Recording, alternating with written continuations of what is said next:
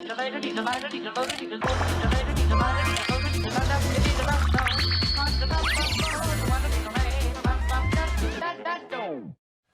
한 주간에 쌓인 정치 독소를 풀어보는 시간 디톡스 정치입니다. 여야의 간판 더불어민주당 정청래 의원, 국민의힘 장제원 의원 두 분과 함께합니다. 안녕하세요. 네, 안녕하십니까. 안녕하세요. 네, 저희 디톡스 정치 룰 한번 소개하고 가겠습니다.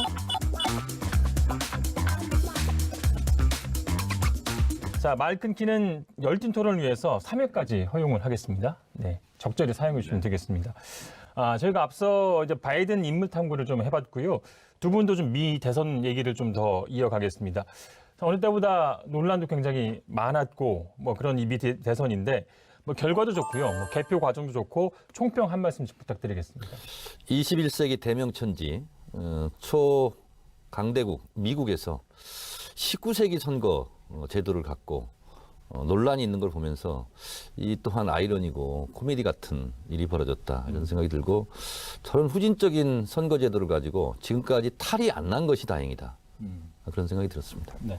민주주의의 본 고장인 미국에서 선거 불복을 하고 있는 현직 대통령의 모습을 보면서 야, 이럴 수도 있구나라는 생각을 하면서도 그래도 우리나라 민주주의가 많이 성숙하고 발전한 거 아닌가.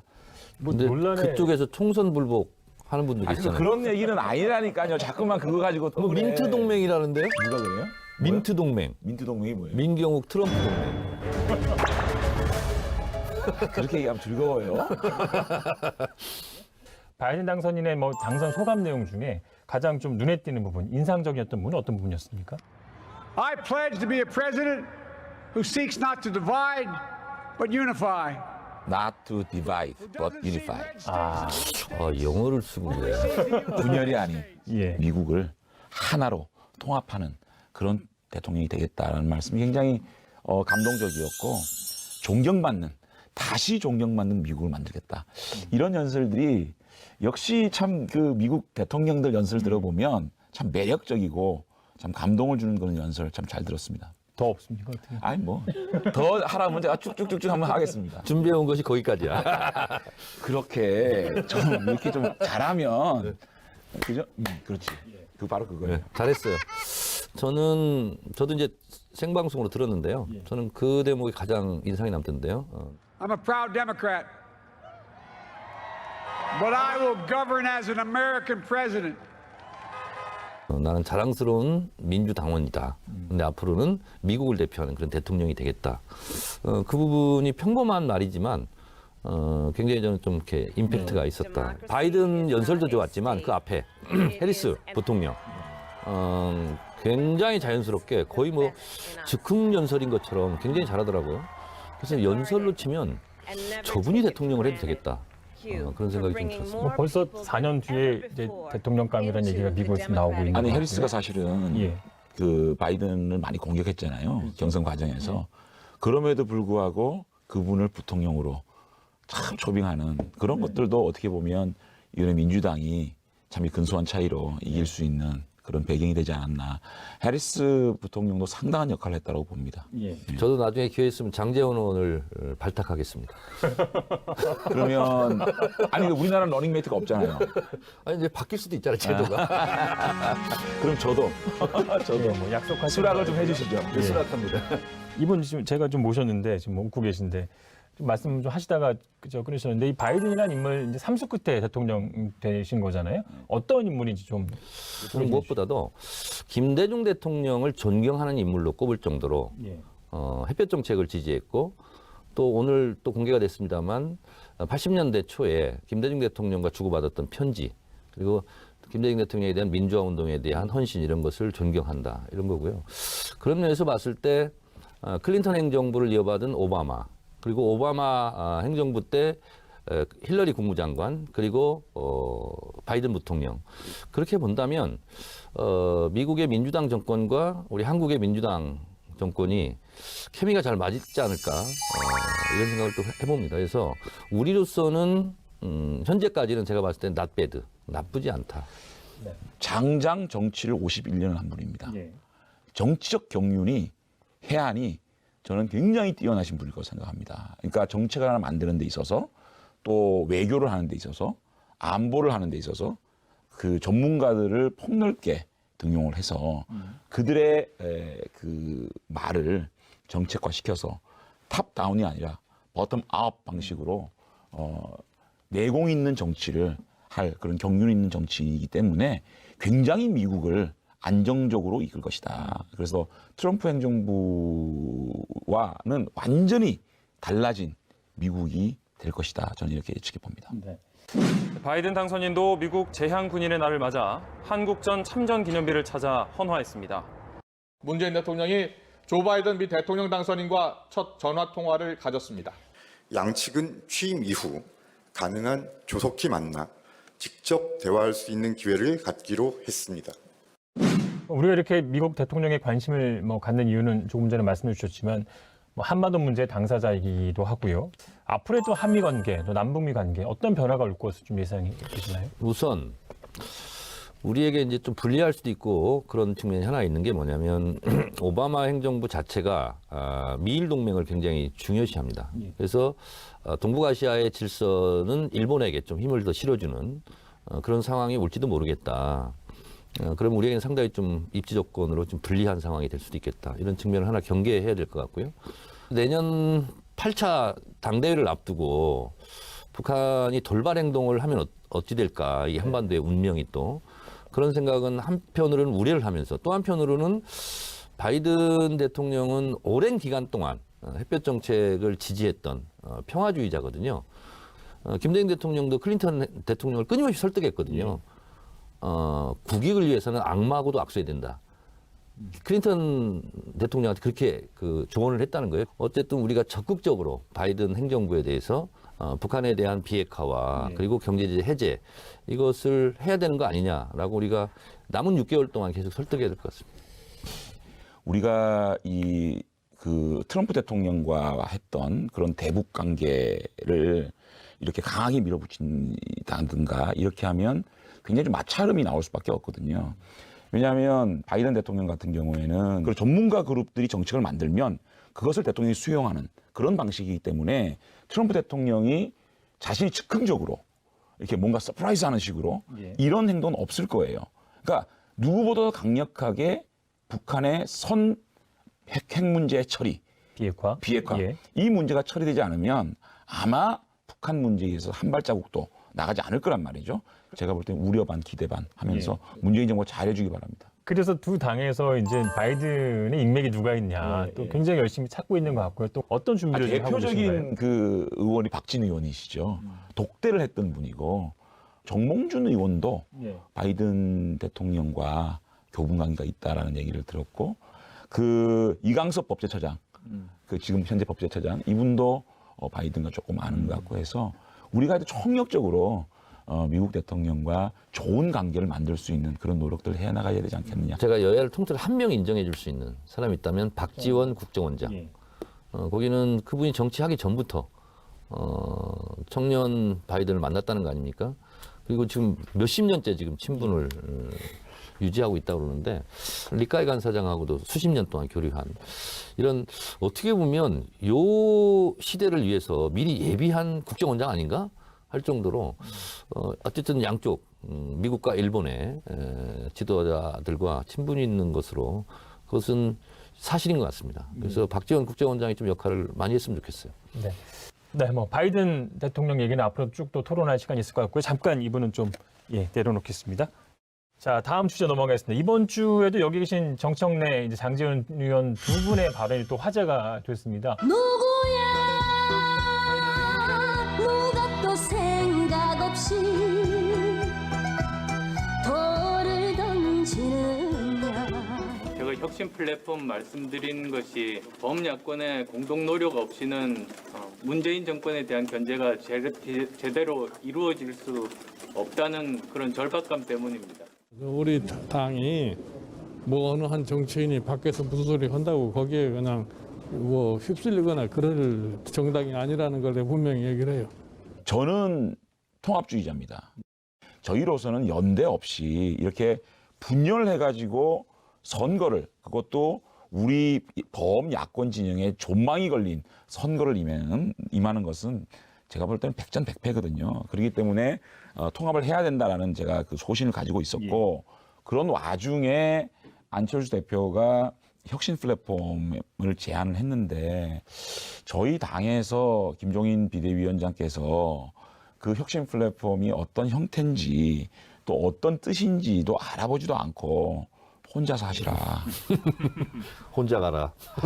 그리고 뭐 우리 당 의원 몇 명이 뭐 동조하는 건 난 관심 없다. 이렇게 일구의 가치도 없는 식으로 일축해버리는 거. 또 짜증 섞인 얼굴로 그렇게 일축해버리는 거에 대해서 참 안타까워요. 정 의원님 할 얘기가 좀 많으실 것 같은데 지금 뺄셈의 정치라고 하셨는데 역시 이제 정청래 의원님 쓴 걸 보면서 역시 비위가 은유의 달인 아닌가 그 생각을 다시 한번 했습니다. 김종인 비대위원장의 에헴 정치 굉장히 인상적이었는데 좀 해석을 해주시죠. 저는 안철수 대표가 혁신 플랫폼을 통해서 뭐 야권 연대를 하자 하는 건데 득이 돼야 하죠. 결론적으로 득이 없다라고 김종인 비대위원장이 판단한 것 같아요. 근데 안철수 대표의 제안은 뭐냐면 세석 가지고 들어와서 본인이 애헴하겠다는 거거든요. 근데 애헴 정치를 하는 분으로서는 어린 반푼어치도 없는 얘기죠. 그리고 김종인 비대위원장이 지난 2017년 대선에서요 안철수 지지했습니다. 그때는 그냥 어차피 안 될 거니까 립서비스 한 거예요. 지금 본인이 생각하기에는 뭐 정확한지는 모르겠습니다만 왜 일구의 가치가 없고 혼자 해라 이런 얘기를 모욕적으로 하냐면 안철수 당신은 깜도 안 되고 지지도도 없다. 당신이 우리 와서 뭔가 플러스가 돼야 되는데 그렇지 않다. 그런데 감히 나의 리더십에 도전해? 이렇게 생각하는 거예요, 본인은. 안철수 대표가 동야 청청하기 위해서 내 중심으로 모여. 그거는 누가 모이겠습니까? 그거는 말이 안 되는 전제를 하고요. 그다음에 우리 당이 처한 현 상황을 한번 놓고 보자고요. 20%대의 지지율이 고착화됐습니다. 꼼짝을 안 하고 있지 않습니까?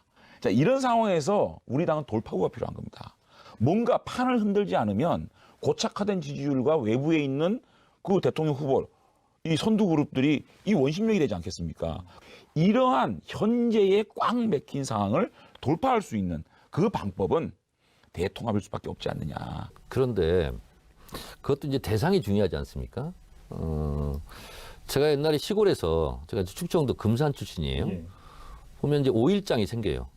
그러면 장날만 되면 옷 탁 차려입고 빼꾸도 짚고 장에 가는 분이 있어요. 근데 살 물건도 없고 팔 물건도 없어요. 그냥 을에 장날이 되면 옷 차려입고 그냥 장날에 가요. 선거 때만 되면 그냥 나오는 사람이 있어요. 습관적으로. 출마병 걸린 거예요. 저는 안철수 대표가 지금 9년 동안 당을 5번이나 만들었다고 그러는데 이게 습관이 된 거거든요. 뭐 안 하면 부수고 새로 만들고. 그래서 참신성이 떨어졌어요.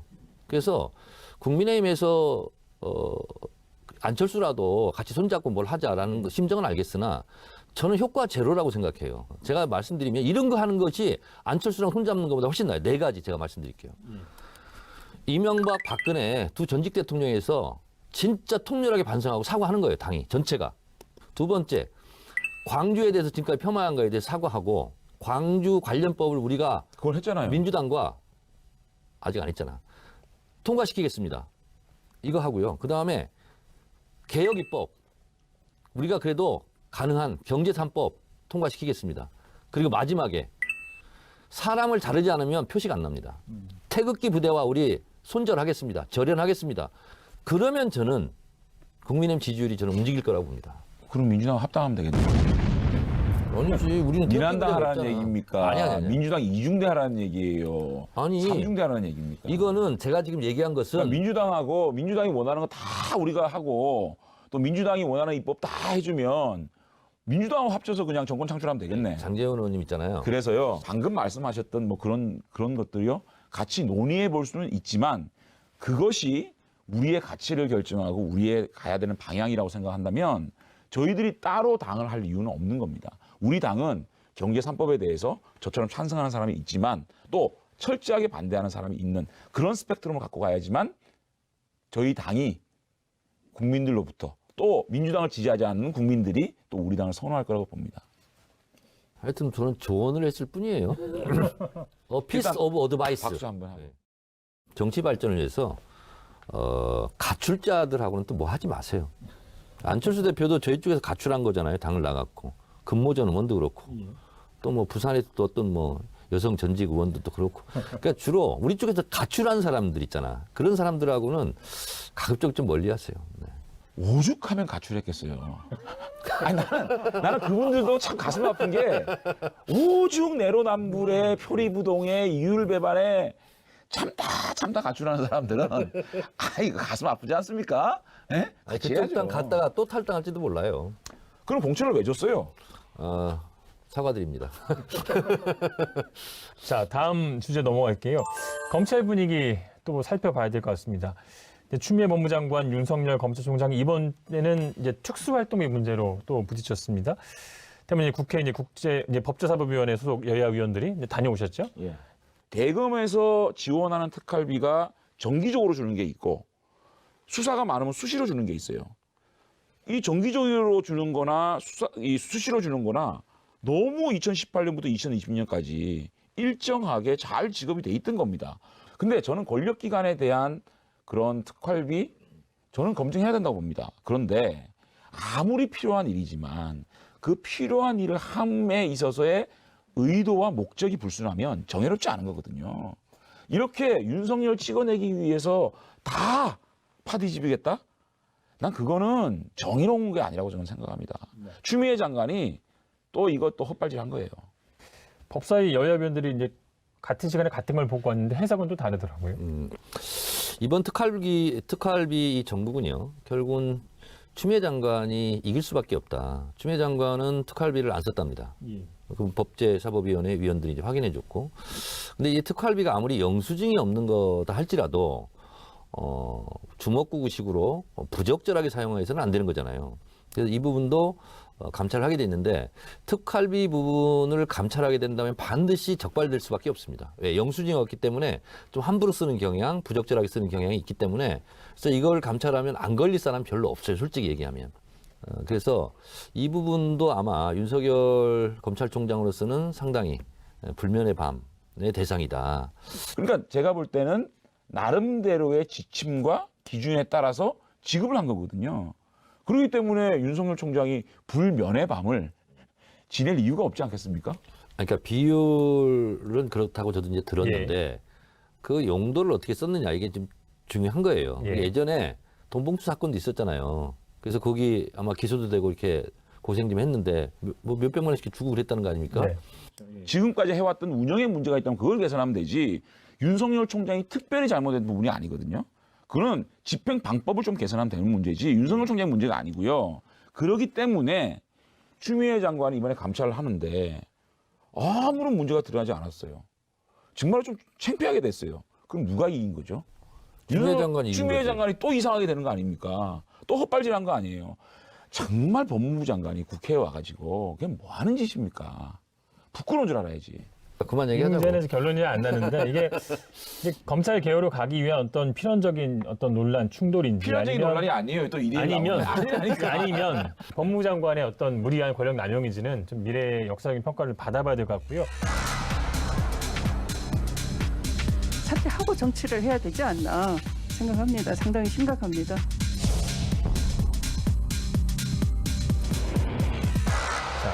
뭐 추미애 장관과 윤석열 총장 뭐 갈등이라는 표현도 저는 어울리지 않는 것 같은데 이런 모습이 이게 좀 봉합이 될 수 있다고 보십니까?